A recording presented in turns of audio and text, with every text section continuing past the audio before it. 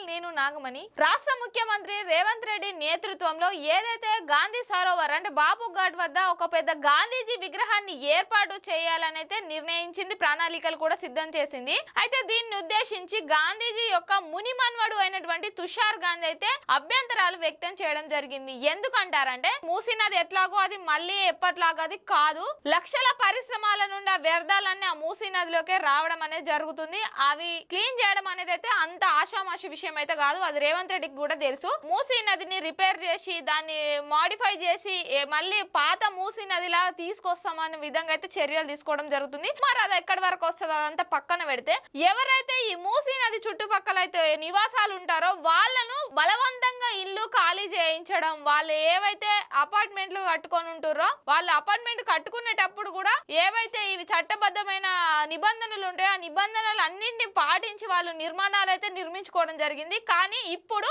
ఈ గాంధీజీ విగ్రహం పేరుతోటి మూసీ నదిని సుందరీకరణ చేయాలి అనే ఉద్దేశంతో వారిని ఇల్లు ఖాళీ చేయించడం అనేది అయితే జరుగుతుంది. దీన్ని ఉద్దేశించి తుషార్ గాంధీ, మహాత్మా గాంధీ యొక్క ముని మన్వడు తుషార్ గాంధీ అయితే స్పందిస్తూ ఇది పూర్తిగా గాంధేయవాదానికి వ్యతిరేకం, గాంధీజీ కలలు కన్నది వేరు, గాంధీజీ యొక్క గాంధేయవాదం వ్యూహాలు ఫలితాలు వేరు, మీరు చేస్తున్నది వేరు అని మాట్లాడడం జరిగింది. కోట్లాది రూపాయలు ప్రజాధనాన్ని దుర్వినియోగం చేసి పెద్ద పెద్ద విగ్రహాలు పెట్టాల్సిన అవసరం లేదు. రాష్ట్రంలో విద్యా వైద్య సదుపాయాలు కరెక్ట్ లేవు, కనీసం ప్రాథమిక పరిశ్రమలకు సంబంధించి అభివృద్ధి లేదు, ఆర్థిక సమస్యలలో రాష్ట్రం కొట్టుమిట్లాడుతుంది. అట్లాంటి పరిస్థితులలో ఈ విగ్రహాల పేరుతోటి ఇన్ని లక్షల కోట్లు ఖర్చు చేయడం అవసరం లేదు. ఇది గాంధీజీ కలలు కన్నది కాదు. గాంధీజీ విగ్రహం ఏదో ఎంత పెద్ద విగ్రహం పెడితే గాంధీజీ యొక్క గాంధేయవాదం నిలబడుతున్నది అన్నది కాదు అనే విధంగా అయితే ఆయన మాట్లాడడం జరిగింది. ఈ క్రమంలోనే తుషార్ గాంధీ తన అభిప్రాయాన్ని కూడా వ్యక్తం చేయడం జరిగింది. ఏంటంటే గాంధేయవాదం అంటే జీవన విధానంలో ప్రతిఫలించాలి అనే విధంగా అయితే మాట్లాడారు. గుజరాత్ లో ఉన్నటువంటి సబర్మతి రివర్ ఫ్రంట్ లాగా హైదరాబాద్ మూసీ నదిని కూడా అదే విధంగా సుందరీకరణ చేసి గాంధీజీ యొక్క పెద్ద ప్రపంచంలోని అతి పెద్ద స్టాచ్యూను ఈ తెలంగాణ రాష్ట్రంలో హైదరాబాద్ లో నిర్మించాలని అయితే ఇప్పటికే ప్రణాళికలు అయితే సిద్ధం చేయడం జరిగింది. కాకపోతే ఇక్కడ మనం చూసుకోవచ్చు ఏంటంటే సబర్మతి ఫ్రంట్ దగ్గర ఉన్న ఆర్థిక పరిస్థితులు చూసినా లేకపోతే భూమికి సంబంధించి చూసినా అక్కడి పరిస్థితులు వేరు, తెలంగాణ రాష్ట్రంలో ఉన్నటువంటి పరిస్థితులు వేరు. అక్కడెక్కడో గుజరాత్ లో ఉన్నటువంటి దాన్ని ఎగ్జాంపుల్ గా తీసుకొని తెలంగాణ రాష్ట్రంలో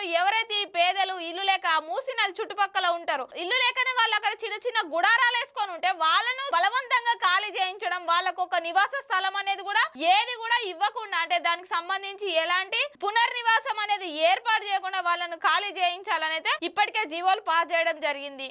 ఇక్కడ చూసినట్లయితే లంగర్ హౌస్ దగ్గర ఉన్నటువంటి అపార్ట్మెంట్ లో దానికి కొంచెం దూరంలోనే ఉన్నాయి. వాళ్ళు చెప్తున్నారు ఏంటంటే వాళ్ళు బయటకు వచ్చి వాళ్ళ గోసలు చెప్తారు. ఈ మూసీ నదికి వరదలు వచ్చిన సమయంలో కూడా మా బిల్డింగ్ల దగ్గరికి నీళ్లు రాలేవు, అట్లాంటి పరిస్థితుల్లో ఇప్పుడు మూసీ నదిని ఆనుకొని ఉంది, మూసీ నదికి దగ్గరలో ఉంది, సో ఇది ఎప్పటికున్న ప్రమాదమే అని మమ్మల్ని బలవంతంగా ఇల్లు ఖాళీ చేపిస్తున్నారు. మేము కష్టం చేసి ఈఎంఐలు కట్టుకొని అట్లా ఇట్లా చేసి ఇల్లు కట్టుకుంటే ఇప్పుడు ఆ ఇంట్లో నుంచి మమ్మల్ని గెంటేస్తున్నారని గోసన అనేది బయటకు వెళ్ళగలుగుతున్నారు. ఇక పిల్లల కాడికి వెళ్ళి మాకు ఎగ్జామ్స్ ఉన్నాయి, కనీసం ఇప్పుడు ఈ టైంలో మమ్మల్ని ఇబ్బంది పెడితే మేము ఎగ్జామ్స్ పైన ఎట్లా కాన్సన్ట్రేషన్ చేయాలి, కనీసం పరీక్షల పైన దృష్టి పెట్టలేకపోతున్నాం, ఎన్నో సంవత్సరాల నుంచి ఇక్కడ ఇంట్లో కష్టపడి ఇల్లు కట్టుకొని ఇంట్లో ఉంటే మమ్మల్ని ఇప్పుడు బలవంతంగా ఖాళీ చేపిస్తారని వాళ్ళు అంటారు. ఇంకా చూడొచ్చు ఇది ఇక్కడ ఇట్లుంటే ఇంకా ఖమ్మంలో కూడా చూడొచ్చు, ఖమ్మంలో కూడా కొన్ని నివాసాలను చిన్న చిన్న రేకుల షెడ్లు అట్లా వేసుకున్న నివాసాలను కూడా దౌర్జన్యంగా ఖాళీ చేయించడం జరుగుతుంది. భూదాన్ కింద భూములు కబ్జాలు చేసిరనే విధంగా అయితే భూములు మళ్ళీ రికవరీ చేసుకోవడంలో భాగంగానే వీళ్ళని ఖాళీ చేపిస్తున్నారు. వీళ్ళు కబ్జాలు చేసి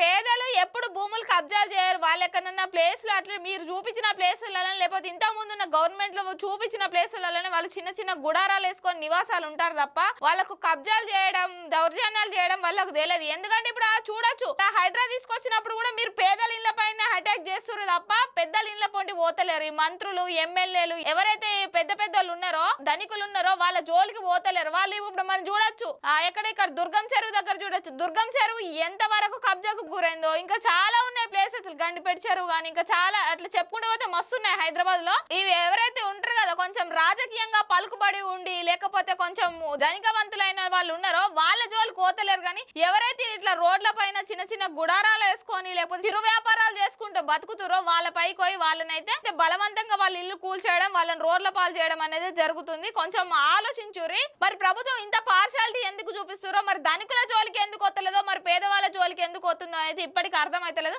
అంటే పేదవాళ్లకు ప్రశ్నించే తత్వం లేదు కాబట్టి, అంటే ప్రభుత్వం ఏం చెప్తే అది ఇంటది కాబట్టి మరి అట్లా చేస్తున్నారు. మరి ఇప్పుడు ఇదే పెద్దల జోలికోతే, ఉన్నోళ్ళ జోలికోతే, రాజకీయంగా పలుకుబడి ఉన్న జోలికోతే వాళ్ళు ఊకుంటారా? వీళ్ళకి సంబంధించి ఆల్రెడీ లింకులు ఉంటాయి కాబట్టి ఆ లింకులన్నీ బయటకు వస్తాయి అన్న ఉద్దేశంతో మరి ఏ విధంగానో తెలియదు. కానీ ఎప్పుడు చూసినా పేదల పైన వీళ్ళ పంజా విసురుదు తప్ప ఉన్నోళ్ళ ఇంటికి పోతలేరు, ఉన్నోళ్ళ జోలికి పోతలేరు, వాళ్ళని ఇల్లు ఖాళీ చేస్తలేరు. మరి పోయి వాళ్ళ ఇల్లు కూడా కూలగొట్టచ్చు కదా, అట్లా చేయరు. మరి చూడాలి, మూసీ నది అయితే ఈ సుందరీకరణ అని ఎప్పటి నుంచో చెప్పుకుంటూ వస్తున్నారు. మరి చూడాలి, మూసీ నది అనే మూసి చుట్టే తిరుగుతున్నారు తప్ప మరి తెలంగాణలో ఎన్నికల సమయంలో ఇచ్చిన సంక్షేమ పథకాల గురించి గాని, హామీల గురించి గాని ఏ ఊసు లేదు, ఏం లేదు. మరి ఆవేగో డబ్బులు తీసుకొచ్చి అన్ని లక్షలు, అన్ని కోట్లు ఆ మూసీ నదికి పెట్టే కంటే అది ఎట్లాగో చెడిపోయినట్టే ఉంది. దానికి పెట్టే కంటే అదేదో మిగతా వాటికి యూజ్ చేస్తే అయిపోతుంది కదా. గాంధీజీ మునిమన్మటి చెప్పినట్టే విగ్రహాలకు దానికి దీనికి ఖర్చు చేసే కంటే సంక్షేమాల గురించి పేదలకు గాని, విద్యా వైద్య సదుపాయాలు గాని కేటాయిస్తే కొంచెం వరకైనా సమస్యలు అనేది తీరుతాయి కదా. అట్లా ఆలోచిస్తే బాగుంటదని కొంతమంది రాజకీయ విశ్లేషకుల అభిప్రాయం.